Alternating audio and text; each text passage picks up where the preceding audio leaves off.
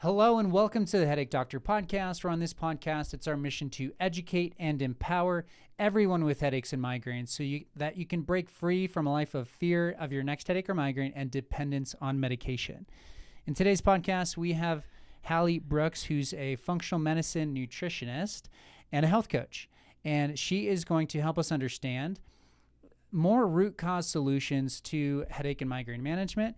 And specifically, if you're someone out there who, and females in particular, but anyone who listening to this is going to benefit, who maybe have struggled with something like a sugar addiction, or maybe you've had PCOS in your past, or if you have, a cycle that seems to be irregular or heavy, or maybe you've just wondered, like, how is your gut health connected to headache and migraine symptoms? This podcast will be helpful for you. So thank you so much for being on the podcast. Thank you so much for having me. It's a joy to be here. Okay, so let's start off with just, we have had functional medicine providers on the podcast in the past. And so what I'd like to do is just you kind of define what that looks like, like what it means to be a functional medicine nutritionist and a health coach. Yeah. And then we'll dive into sort of that specific scenario we were talking about before. Perfect.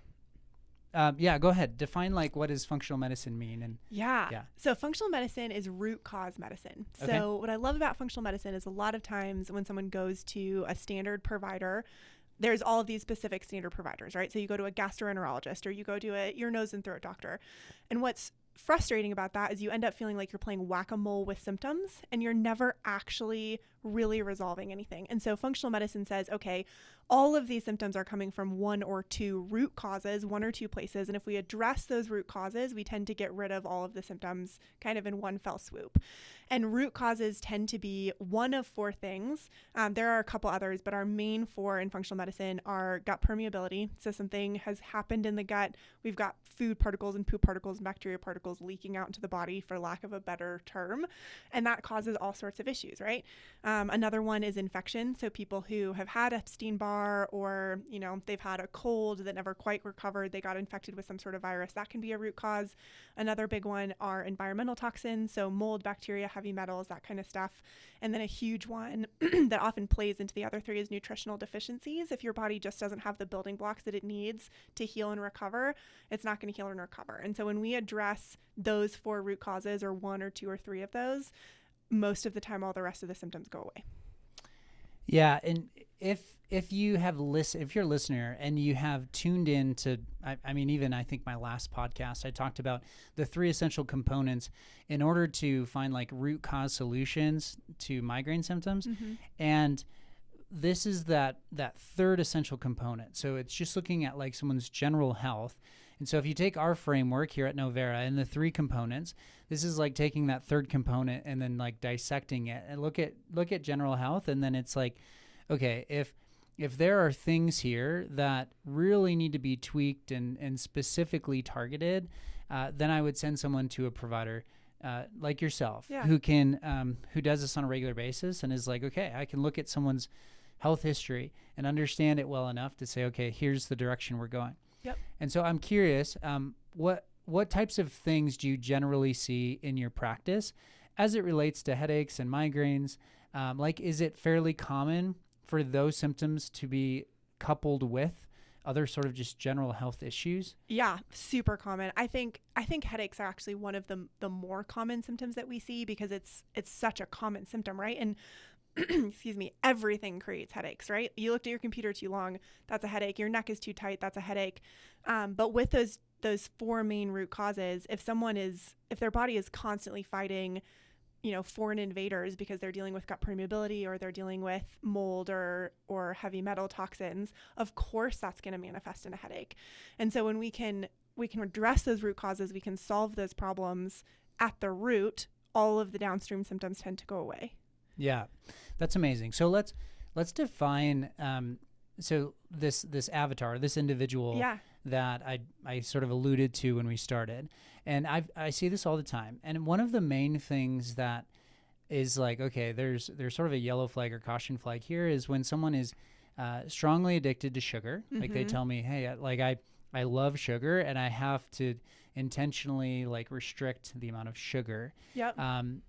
And so there's that person who acknowledges it and is trying to stop, but it seems like the body, and I'm assuming just over years, their gut health has been impacted in a sense where like it's really hard for them to get out of that. Yeah. And it seems to reduce their threshold. Like their body's really struggling to the point where it's hard to get rid of their headaches and migraines. Yep. And so can you go into more detail of like what might be happening there and what could be helpful for that individual? Yeah. So with an individual who's struggling with, what you mentioned at the beginning, PCOS or estrogen dominance or hormone dysfunction, we actually call hormone dysfunction and inflammation, we call those secondary root causes, because inflammation is a fire in the body and it can cause all sorts of crazy symptoms, but that fire didn't just spontaneously happen. Something in the body is causing that inflammation. So that's one of them. And then hormone imbalance, which PCOS is, again, hormones affect everything and they are affected by everything, which is why hormone disruption or hormone imbalance can cause so many issues, especially PCOS, which is a strong estrogen dominance. The thing is, it's like something caused that. So with hormone imbalance being a secondary root cause, it's causing all sorts of problems, but something deeper caused it in the first place. And again, it's back to one of those four most of the time. It's gut permeability, it's environmental toxins, it's infection, or it's nutrient deficiency. What I see most often with clients who have PCOS is usually a combination of gut health and nutrient deficiency, because PCOS, specifically estrogen dominance, does play in with this massive carb sugar craving. And so one of the things that happens is wherever that came from, whatever one of those root causes caused that, we call it metabolic programming. So your microbiome, which is all of the good bugs and bad bugs that live in your gut, you feed those, and whatever you feed those is what you crave. So if you eat a bunch of fruits and vegetables and really clean meat, that's actually what you're going to crave. If you eat a lot of processed carbs and processed refined carbohydrates, that's what you're going to crave, because that's what you have fed your bacteria. So one of the reasons it's so hard for clients, especially when PCOS is involved, but even just people who have eaten a lot of refined carbs and a lot of sugar throughout their lifetime, people with Starbucks addictions, one of the reasons it's so hard to get off that is because when you start cutting sugar out, that bacteria that you have fed now starts dying, and bacteria doesn't like to die, just like nobody likes to die. And so when that bacteria that you have fed with processed carbs and refined sugar starts to die, it starts sending off panic alerts into your body saying, I'm dying, like, please feed me. And it will send your cravings through the roof. And so if you don't have cognitive knowledge of that, okay, I am intentionally killing off my bacteria. If I can just make it through this really intense 1 to 2 week craving phase, that bacteria will actually die. And this is going to become so much easier. If you don't have that cognitive knowledge, you just feel like if you don't have that Starbucks coffee, you're literally going to die, because that's what your bacteria is telling you. And so then you get that little sugar hit and your body goes, thank you. And you get this relief, but you're still feeding that downstream problem. Another thing that can happen with processed carbs and refined sugar is actually a candida overgrowth. So candida is a yeast that grows in our guts. Every single one of us has it. Candida is not necessarily in itself bad. We also all have E. coli in our guts. As long as you don't have too much of it, you're totally fine. But sugar and processed carbs specifically can overgrow candida very easily. And then overgrowth candida then leads to all of these other downstream symptoms, headaches being one of them, hormonal disruption being another one, yeast infections for women, toenail fungus actually often comes from candida. People struggle with like resistant weight loss with candida. And so we have this one root cause, which is gut dysbiosis, that's then feeding this candida overgrowth. Then you're feeding it sugar. So then you're just creating this gnarly backstream cycle of you can't get off sugar, but you eat more sugar and then it makes it worse. And then you can't get off sugar and you eat more sugar and it makes it worse. Does that make sense? Yeah. Yeah, it does. And so the cycle, are there scenarios where the cycle is a little bit more complicated and like breaking it as opposed to just cutting out the sugars, meaning, or is it that people acknowledge, because I've had this a few times where people acknowledge like, yes, I'm addicted to sugar, and then their diets seem pretty clean, but they like, it's still there in the background. Yeah. What might be going on there? Yeah. What I have found, so I'm going to answer this kind of broadly and then I'll get more narrow. When I talk to people about food, I put food into 4 categories. So the first one is calories in, calories out. It's what every person who's ever done a diet knows, right? Because food is energy. So category 1 is food is energy. Category 2 is food is information. So what cracks me up about at least like old school Weight Watchers, is they put Diet Coke and broccoli in the same category. They're both 0 points, which is ridiculous because broccoli goes into your system and has all of these antioxidants and sulforaphane and cancer fighters and all that. Like, it gives your body incredible information. And then Diet Coke goes into your body, and because it has no sugar, your body actually responds to that like a foreign invader. So it creates an immune response, which is why people who drink a lot of diet soda often have higher risk of autoimmune disease. So energy, right? Calories, information, the chemical response it gives to your body. The third category is connection. And I think this is one of those ones that someone like you just responded to, who eats pretty clean, but they still have a cookie here and there. They still have M&Ms in their cabinet.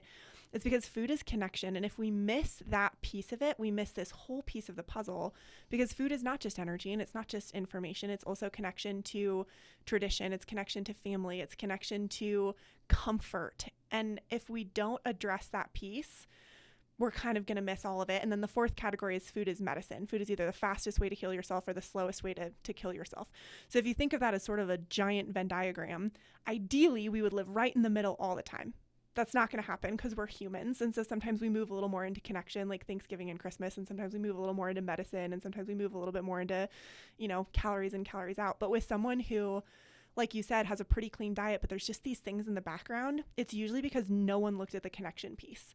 And so yes, there are like metabolic pieces that are going on. There's gut microbiome pieces that are going on. Your bacteria, we're actually more bacteria cells than human cells, which is interesting. So we are totally behoven to our bacteria. But usually when someone's really struggling with that, it's because no one has looked at the connection. And I'll tell you a really quick story about a client like that. So we had a client, she'd cleaned up her whole diet. She was doing super good, but she could not stop eating chocolate chip cookies. There had this like magnetic force. Yeah. And everything else was totally clean, but she would put away, a half a sleeve of Chips Ahoy 3 times a week. And I was like, we're not going to get anywhere if we keep doing this. And we eventually got to the point where she said, her mom died when she was 7. And one of the ways that she connected with her mom and had these great deep conversations with her mom is they would make chocolate chip cookies in the kitchen. I was like, oh, okay, this has nothing to do with food. This has nothing to do with microbiome. This has everything to do with a deep piece of connection and a deep need that you have. And so the first thing we have to do is we have to acknowledge that that's a real need. Like, that is as important as calories in, calories out. That is as important as food is medicine. That is as important as any of the others. Because a lot of times we sort of dismiss those things and we're like, put it in a box in the corner. And we're like, well, it's not that really important. It's important. So step 1 is we had to identify that matters. And step 2 is, once we have enough awareness of that, and instead of her just mindlessly going for the sleeve of Chips Ahoy, she can then put a pause in and go, okay, what do I actually need right now? What I actually need right now is comfort. What I actually need right now is like a connection with my mom. And so we were able to shift that to a different habit. For her, she implemented journaling, and then she also implemented going for a walk. And we were able to get Chips Ahoy out of her diet for long enough for her to heal. But if we hadn't figured that out, we would have just been beating our heads into the just willpower, stop eating the Chips Ahoy, which would never have worked. Yeah. So that's amazing. That's insightful. Thanks. Yeah. Because we all have that, right? Like, we all have something that we connect with, and we don't think about that as sort of a potential barrier for us creating a healthy habit. Yeah. I love that. You mentioned this 2 to 3 weeks of breaking through, changing your gut microbiome so that you're able to, cut the habit. Yeah. Is that a real thing? Is that the 2 to 3 weeks? Is there a specific amount of time that your gut microbiome needs to heal? Or is it kind of variable, meaning depending on how aggressive the diet is, or how, if you completely remove sugar, or just kind of can you talk us through that, kind of an expectation of if I have this sugar addiction? Totally. It's an awesome question. So I put gut healing typically into 2 categories. One is the actual lining of the gut. So when I say gut, I'm typically talking about large intestine, and your epithelial lining of your large intestine is 1 cell thick, which is bonkers because the skin under your eyes is 30 cells thick. So if you think about how delicate this is, the thing that is supposed to hold all of your bacteria and poop and food is 1 cell thick. The reason it can be that way is because it has this huge thick mucosal lining. And so that's category 1, is the actual gut lining itself. And then category number 2 is your microbiome makeup, which is that good bacteria and bad bacteria. So when I'm walking someone through healing their gut to address that root cause or trying to get rid of a sugar addiction, step one is we actually have to heal that gut microbiome and we have to repair that mucosal barrier, because if we don't do that, dysbiosis is just going to continue. Step two is changing the makeup of that gut microbiome. And so for me, the shortest time that ever is going to take is 30 days. The longest time I've ever seen it take is 120 days. Okay. And a lot of that just depends on how fast a person's body heals. So my dumb analogy is if you have a super deep cut on your arm, how long is it going to take for that cut to scab over and then the scab to fall off, and then you have that really raw skin and then that skin kind of covers itself over? That's how long. You asked specifically about sugar. So when you cut out sugar, first your bacteria is going to freak out because it's still alive, but now it's panicking. Then it's going to die off. And then you can get some sort of detox symptoms because you've got a bunch of dead bacteria that your body has to deal with. And it's about after that you're going to start feeling good. So 2 to 3 weeks is about how long it takes for that whole cycle to happen. Okay. Yeah. Okay. Yeah. And so when we're thinking about someone listening to this, and they're all of my listeners are likely dealing with some level of headaches and migraines. Yeah. Can you give us sort of things to think through when they're thinking at their own health journey? I mean, we identified sort of this key avatar, the person that has a sugar addiction. But are there things that you see or maybe are looking for when you're talking to someone who has headaches or migraines? You're like, oh, like these are usually low-hanging fruits, and we need to correct these things, and maybe in more general terms. Yeah. So the really tricky part about cutting out sugar when you already have headaches is that if you just go cold turkey, you're probably going to get worse headaches. Sure. Just like if you go cold turkey off coffee, it's probably going to make it worse before it gets better. And that's not what we want, right? If you're already dealing with crippling headaches, we don't want to make it worse. And so I always talk about being gentle with your body. Like so many times, especially in diet culture and all of these things, we want answers. We want results right this second. And that's just not how our body works. It takes 4 weeks for every single cell in our body to die and be made new. So that's the minimum time frame we're dealing with. So when I talk about someone who's dealing with a sugar addiction, step one is to wean off slowly, right? So if you're drinking a super sugary Starbucks twice a day, let's drop to once a day. And then we're going to replace that second one with something that still has a little bit of sugar, but it's more gentle. So let's replace that with a half a box of raspberries or something like that. And then we're eventually going to transition where the majority of your sugar is coming just from fruit. So apples, oranges, raspberries, blackberries. And then we're going to start slowly reducing the amount of berries that you eat until we have no added sugar in our diets, and we're not eating any kind of refined sugar. We're not eating any kind of berries. And then we're going to stay completely sugar-free for 2 weeks to let the remainder of that bacteria die off. And that 2 weeks is typically when you're going to have the biggest cravings, because your bacteria who has been eating, the refined sugar, donut, Starbucks, whatever kind of carbohydrates are still being fed by the sugar from those berries and apples and fruit. And so when we cut everything out, that's when your body's really going to freak out. But hopefully we have ramped that down slow enough that we're not just going cold turkey and your headaches aren't going to get worse. And then once you've gotten through that intense craving period, most of the time you're pretty free. And then you want to stay off sugar as much as you possibly can. If your kid has a birthday, sure, have a birthday cake. That fits into the connection. But you don't want to go back to having a bowl of ice cream every night. Yeah. Absolutely. Do any types of carbohydrates fit into that category? Meaning like carbs in the form of like whole grains and that sort of thing? Or Fantastic question. Yeah. So there's starchy carbs and refined carbs. Yeah. And then there's actually what we call resistant starch, which is really helpful. And then there's complex carbohydrates, right? So simple carbs are donuts, bread, just straight up sugar, corn syrup, that kind of stuff. That stuff we want to get out as quickly as we possibly can. Then we have, fruits and berries and resistant starches like potatoes that have been cooked and cooled, and sweet potatoes. Those are fantastic. And then, non-glutinous grains like quinoa and millet and amaranth and wild rice. Those are really good. And then we have, honestly, all of those are complex carbs. I sort of put those into one category. When we're doing a gut healing protocol specifically, we do remove all grains because we don't want any like phallic acid or anything that's going to irritate that gut lining. And then specifically when we're trying to get rid of someone who has been struggling their entire life with sugar cravings and carb cravings, we do want to remove all of that for a short period of time so that their body can reset.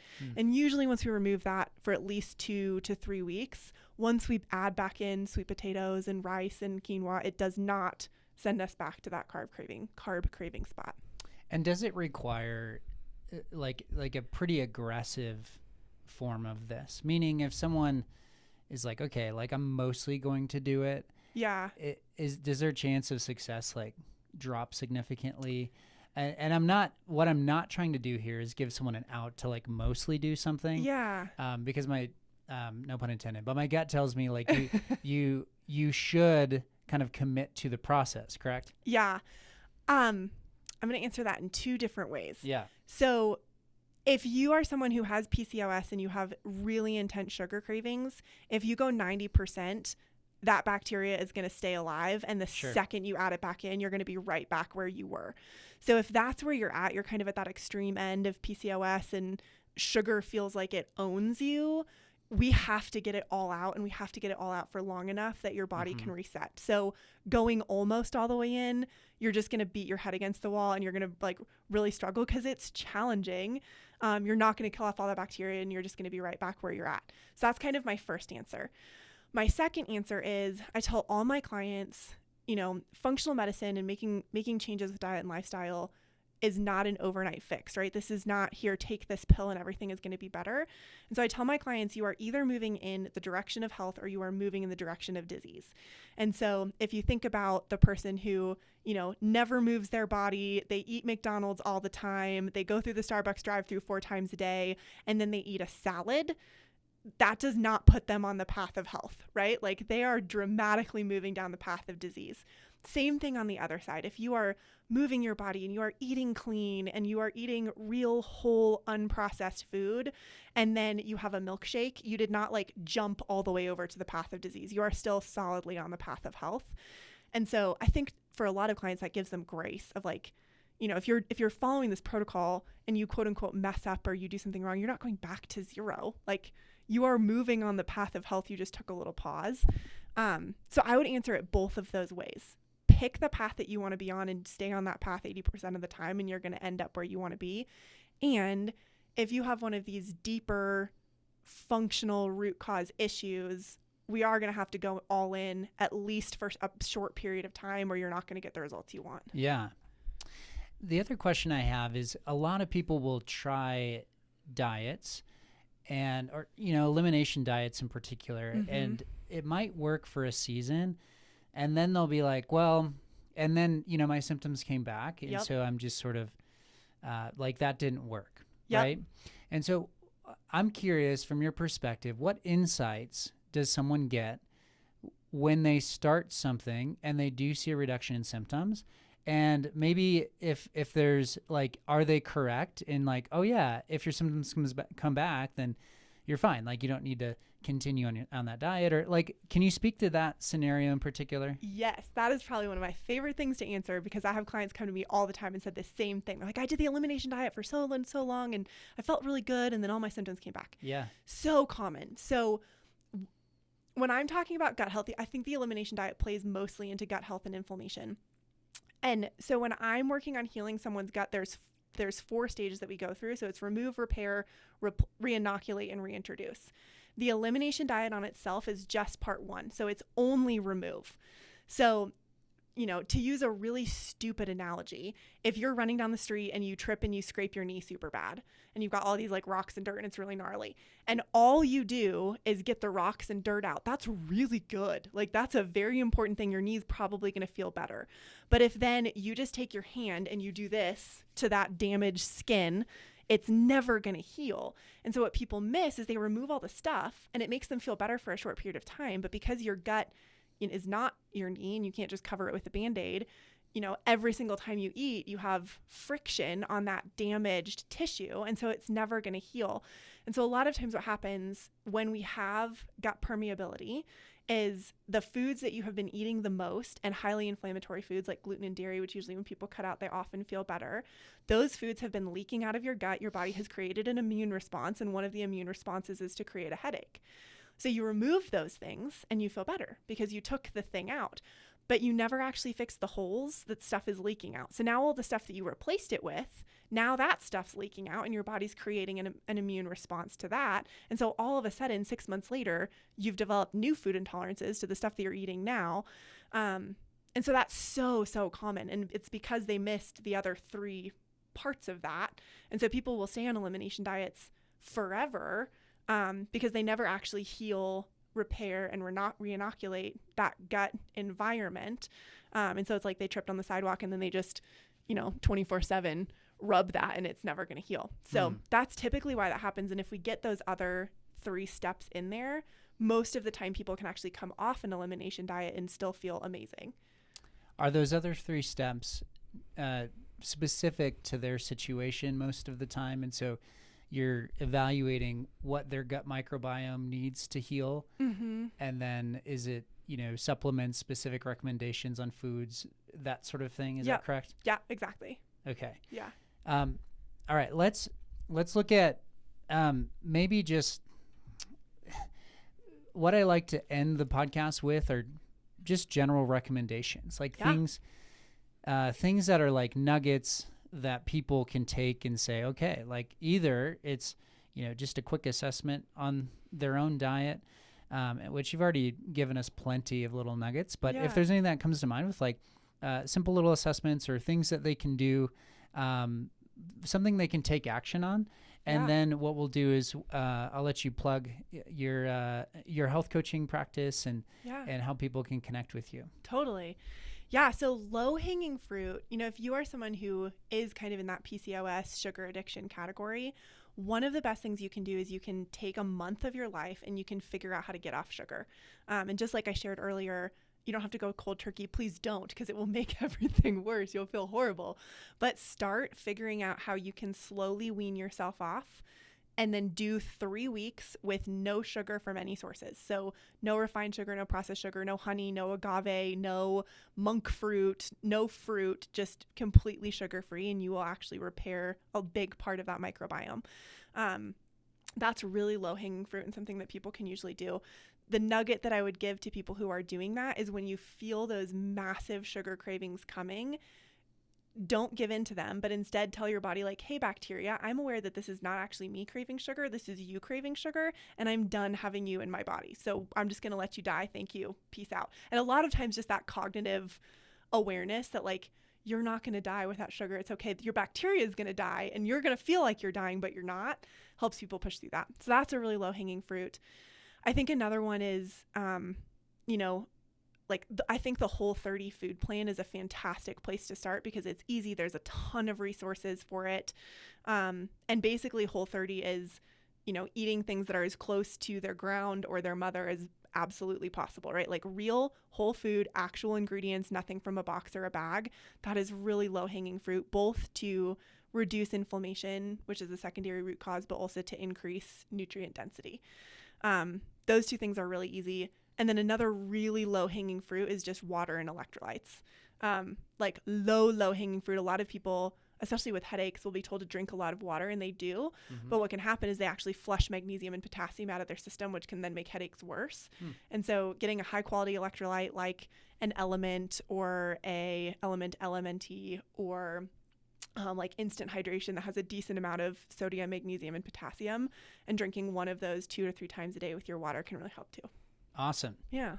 Yeah, I think it's funny that you're ragging on Starbucks because sorry. No, it's good. It's good because I kind of rag on Dutch Bros. Totally. Yeah. Same thing. Like, yeah, I mean, if you looked at the list of ingredients that's posted for the drinks, I think Starbucks is actually a muted version of Dutch Bros. And so I'm just going to throw Dutch Bros into that category. Because I've actually never successfully finished a Dutch Bros. I've tried it 3 times. It's always been gifted to me. Yeah. And I always get about 2 sips in and then I chuck it because I just, I can't do it. Yeah. It's too sugary. So maybe that's like the litmus test of like, how is your gut? And if you're like, oh, I love Dutch Bros, I don't know. I'm like, I don't think it should naturally be craving a Dutch Bros. Like I think you should evaluate that situation. Is that fair? I think that's super fair. And Okay. just to throw the functional medicine side in there, a lot of times when you get sugar out of your diet and then you drink something super sugary like that, your body goes like, oh no, there's something wrong with this. No, thank you. Yeah. So Yeah. It is I think legitimately that's a good like, litmus test. yeah, it's pretty gross. Don't totally get it. I love their branding, love the stickers. Like, it's great business model, just not. I always feel so pumped up when I drive through their drive-through, and I always feel, positive vibes. But yeah. Okay, so you go there. Now I gotta ask. Like, I don't go there. Okay. I go there only with my friends on Thursday nights after mountain biking in the summer. okay. And I don't usually get anything. Okay. But my husband gets gift cards from his work, so I keep in my car, and then I take my friends.